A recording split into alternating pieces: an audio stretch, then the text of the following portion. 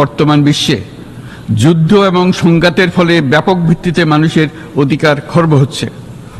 বিশ্ববাসীর উদ্বেগ এবং নিন্দা সত্ত্বেও গাজায় গণহত্যা থামছে না।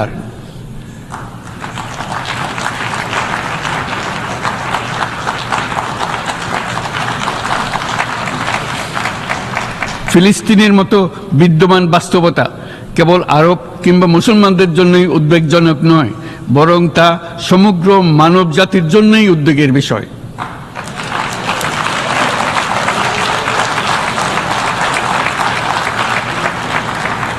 একজন মানুষ হিসেবে প্রত্যেক ফিলিস্তিনির জীবন অমূল্য।